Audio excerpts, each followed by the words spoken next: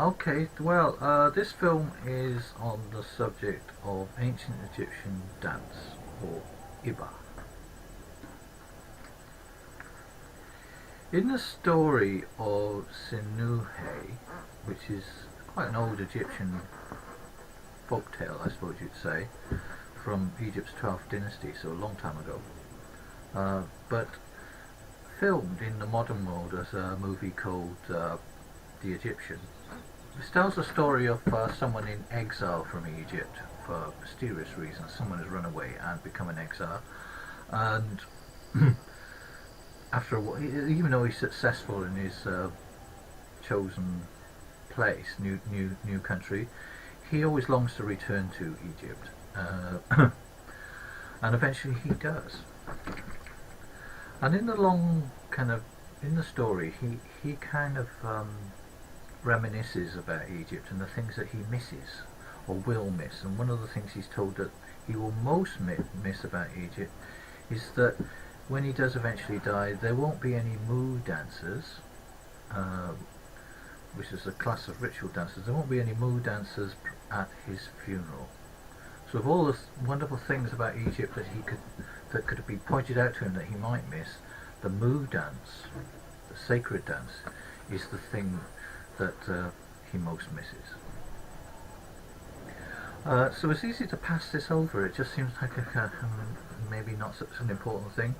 But obviously the Mu dance, this type of dance, is something very special.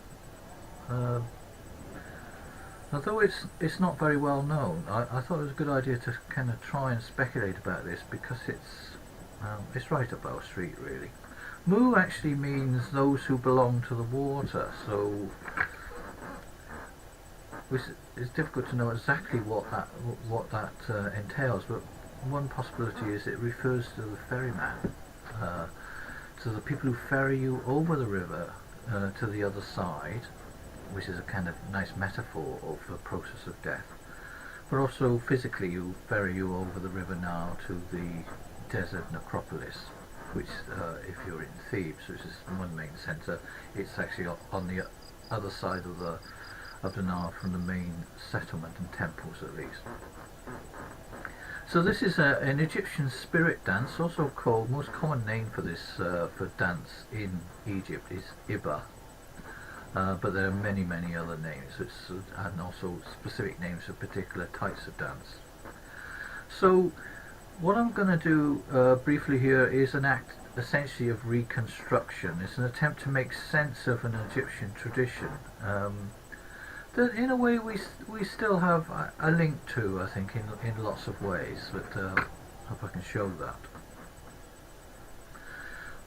The influence of ancient Egypt, of course, is still relevant to everybody, not just pagans such as myself. It's part of the European consciousness, or what's sometimes called European mind.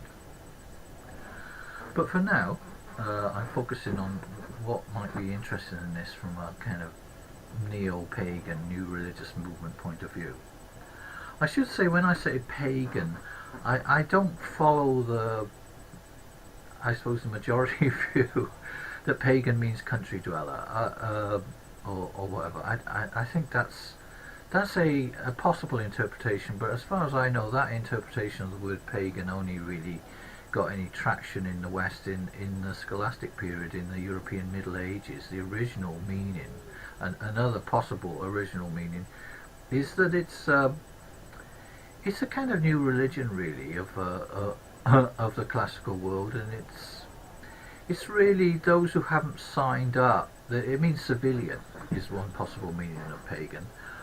Those who haven't signed up to the kind of army of God. I mean, usually meaning Christianity was kind of, at the time, used this kind of quite martial way of describing their religion, and people were enrolled.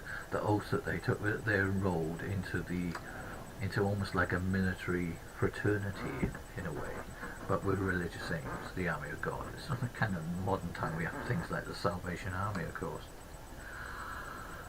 It interests me too that paganism then is a interfaith thing.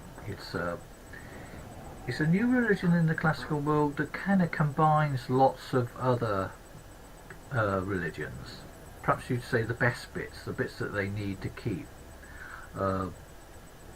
because they're under pressure. They're under pressure, if you like, the writing's on the wall. And when you're under pressure, comparative religious studies show that where this happens, people kind of work out what they need to keep and what is not so important, and so you get an idea of what is really important to people from the summaries and constructions they make under pressure. One of the important things of that is that magic itself at the time is a religion, really. Magic is a religion, and certainly part of this new religion that becomes paganism. But it's almost like we could take magic as a religion in its own right. Okay, so that's the kind of trajectory I want to look at. I should say as well why we, as pagans, I've mentioned this many times, I know, in the other film, but I still think it's worth pointing out that there are 10 measures of magic that are said to have come into the world, and Egypt received 9 of those. This is why Egypt takes up so much of our time, is because so much of the stuff that we practice kind of seems to come from there.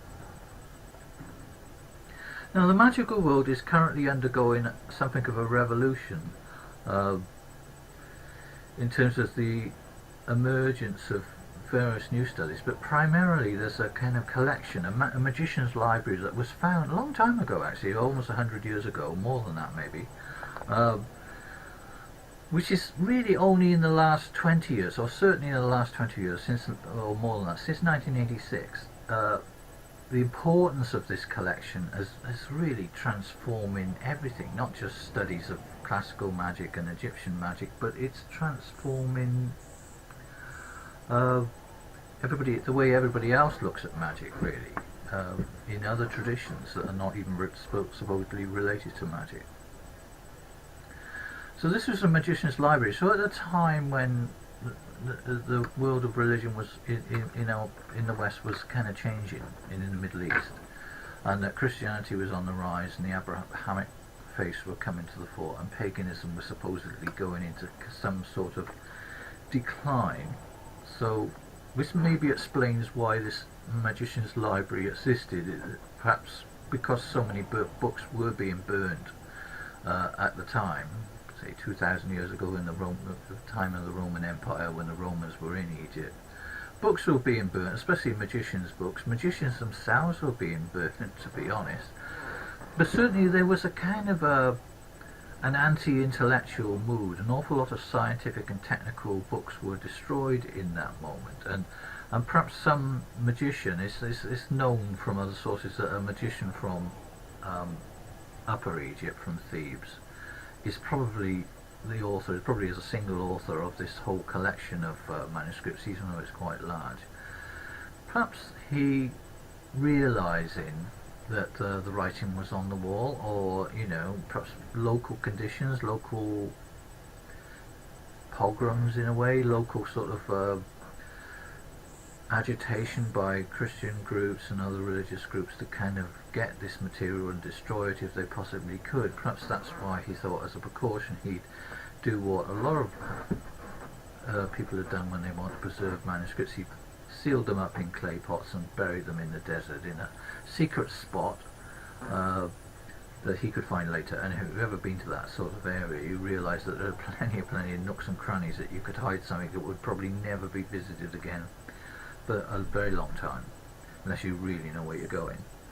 But in fact, maybe something happened to him or her, could be a woman, whatever. They obviously never returned to reclaim their library, and which is bad for them, but lucky for us, because it means that we have this collection of books, or manuscripts and grimoires, if you like, which is very, very complicated body of stuff. I should say it's not, I'm talking about a thing that normally referred to, or commonly referred to as a PGM, the Greek magical papyri.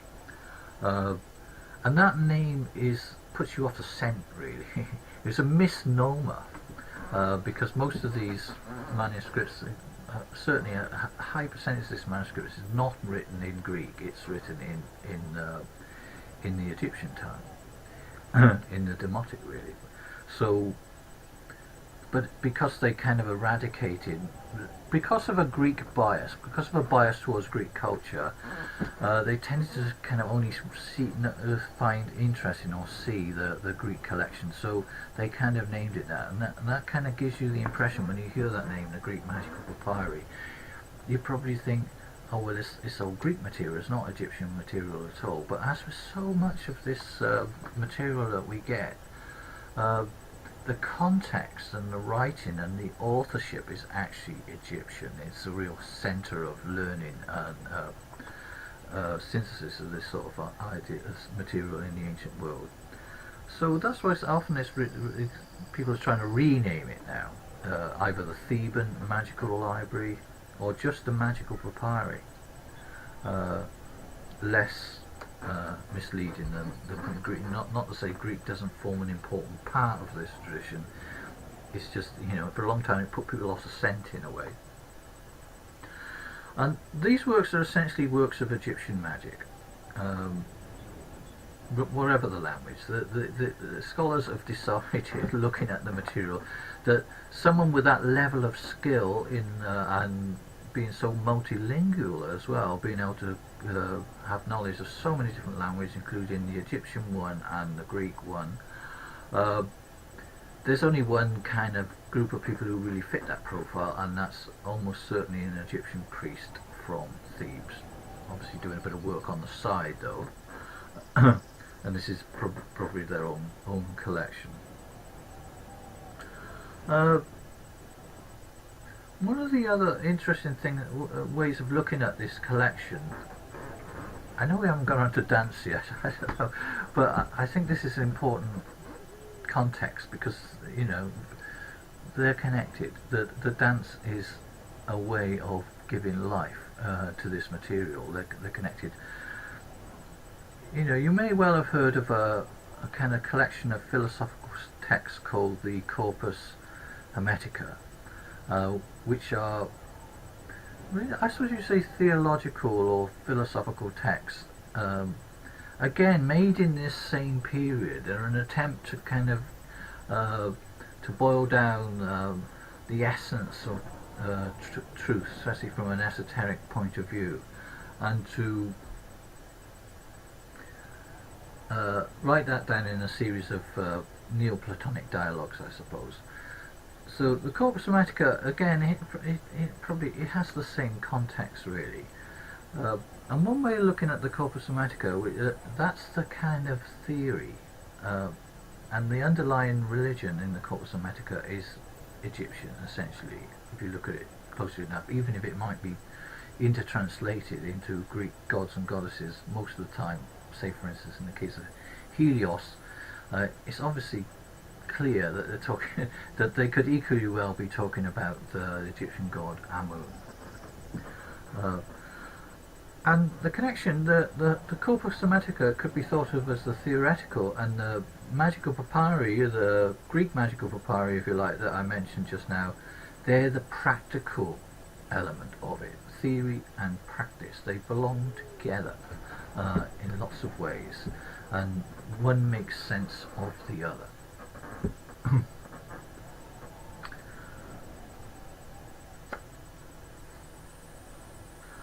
I should say, I suppose it's obvious from what maybe that so far a lot of the magical tradition has been perhaps overly viewed through the prism of classical Greece and classical Greek philosophical tradition, which is why so many things get missed out or get ignored. And that's changing now. So there's an emphasis to try and refocus the way we look at things, either to look at them in their own right or to look at them from the point of view of classicism and Greece, but to look at them from the point of view of Egypt, and beyond that from the point of view of Africa. Now, the guy who made the classical edition of the PGM argues in his intro, in fact, that we might, in fact, view magic of the time that these things were written. What emerges is that magic is a religion, then, in its own right. It has its own way of looking at the world, its own gods and goddesses that it particularly works with, usually a preference for underworld deities, which we've forgotten about, really. We assume that, you know, we've forgotten as modern pagans that a lot of the gods and goddesses that we work with would have been considered quite night side underworld deities in the ancient world, and we're happy with that. And there is also, I suppose, a concentration in the magic of the time, as you get in these texts, on what you would call Typhonian deities, not just underworld, but slightly threatening, awesome entities in one way or another. So those are the kind of ways that I approach this material. And as I say, there's a whole lot of, I mean, I'm just giving you my ideas, there's a whole lot of people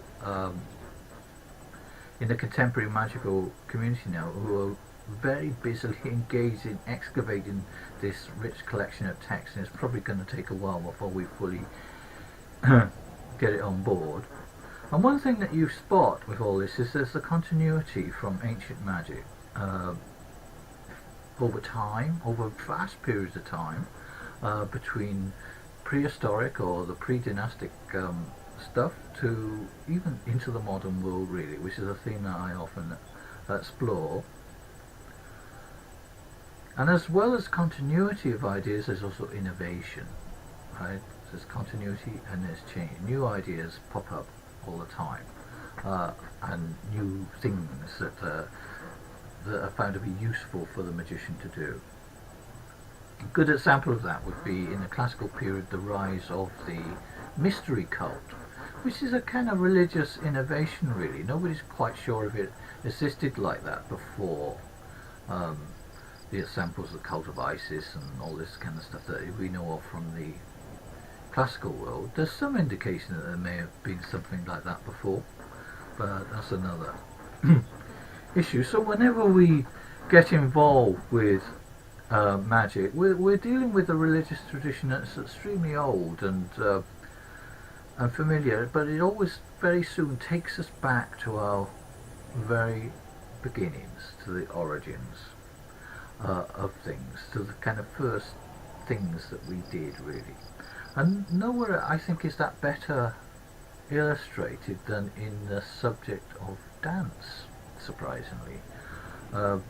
Dance in itself and movement is, in a sense, it's, you could say we know about it, but it's also, we take it for granted but that is almost, you could say, one of the oldest forms of magic, one way or another. There's always music and movement. There's almost always dance in magic. Dance, if you like, is related. I've talked before about image magic, how magic is very focused on the construction of images, and the enlivening or the vivification of images in some ways, the bringing of images to life and letting them move. This, in a sense, this is our oldest language, the language of the body. Leon Trotsky, the linguist, the famous linguist, has talked about a thing called the Transformational Grammar, which is a kind of deep, embedded form of language that kind of almost universal. It's almost in our genes, if you follow his point of view.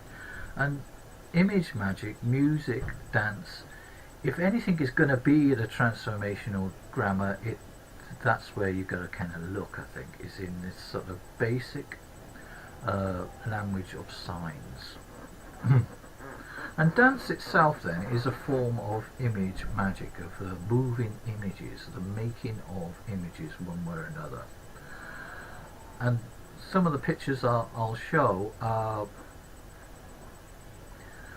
if I mention that some of the oldest, usually rock carvings, in Egypt. Again, it's not a subject that kind of is always featured in books on Egypt, not older books anyway, is the rock carvings. The number of rock carvings from all periods, right from the beginning of time, that exist in Egypt is quite staggering, really. And amongst the very oldest images of from rock art in Egypt, dance poses are often shown, and dances are depicted often with the instruments that people used in these very, very ancient ritual dances. So that's a kind of good source for, if you're trying to reconstruct, as I will be doing, trying to reconstruct the actual dance itself, or versions of the dance, because this is obviously something I quite like to do. Then images from rock art and from inscriptions, so that you haven't really got any moving images, you've got something a bit like it as an attempt to sort of show movement.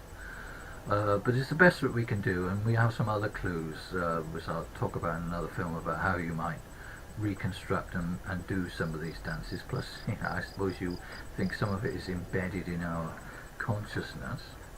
So the first pose that is depicted, one of the oldest poses, is sometimes called the diamond pose, because of the position of the arms shown in the picture.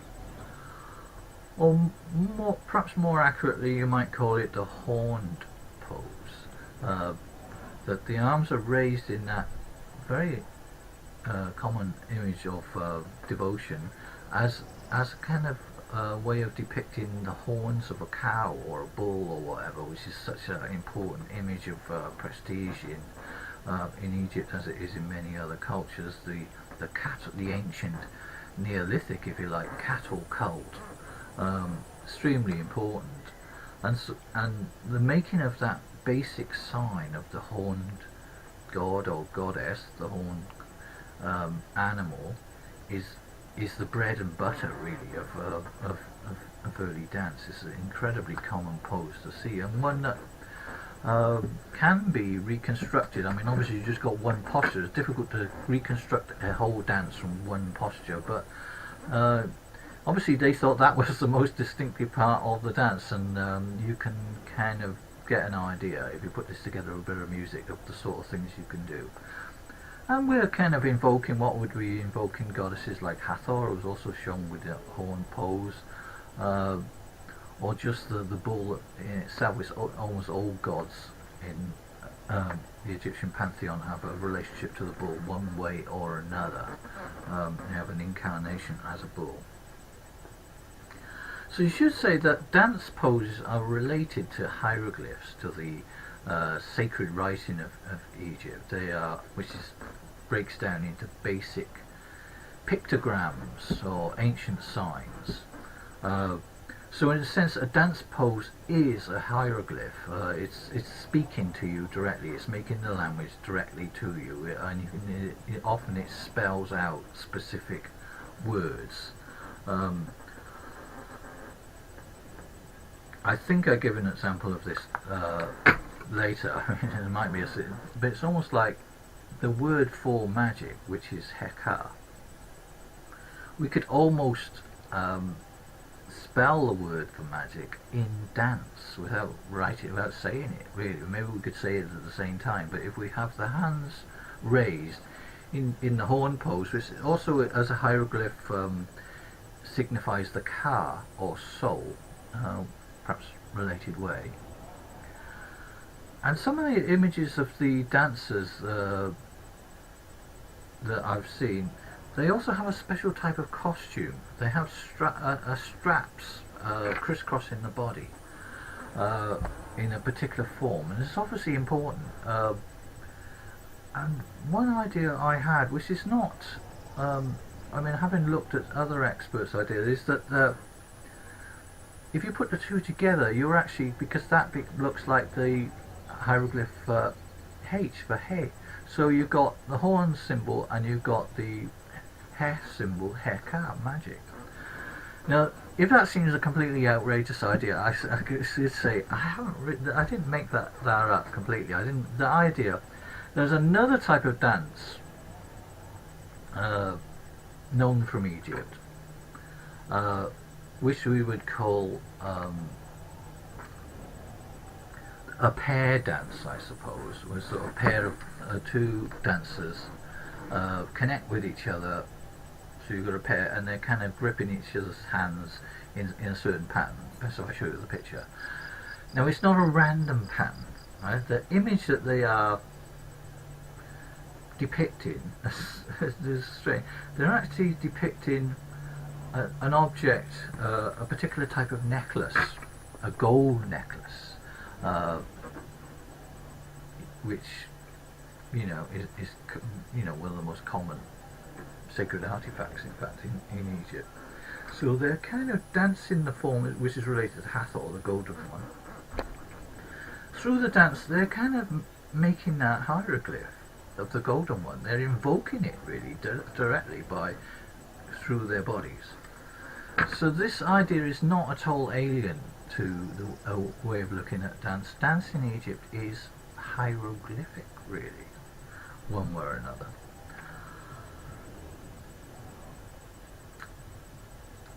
So I'm going to take a little break there, right? Well, I stop the tape and just to be human. It always takes longer to kind of go through these things than I expected, so I'm going to have to break this down into two bits for your sake and for my sake or whatever.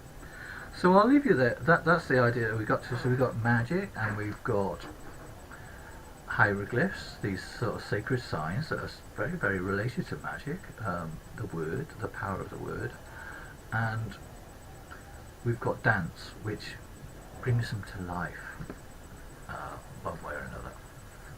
And as it says in the PGM, which is this collection of texts that I kind of mentioned is so important, one particular spell that is so important now to the magical movement, the ritual or Ju, the painter of hieroglyphs, the hieroglyphist. There's a particular line in this text that sticks out at you if you're interested in this material. The line where he says, "The sight is in my feet." There you go. The sight is in my feet. So I would suggest to you that one possible interpretation of that is that the vision, the spirit vision that you invoke in the PGM comes via dance.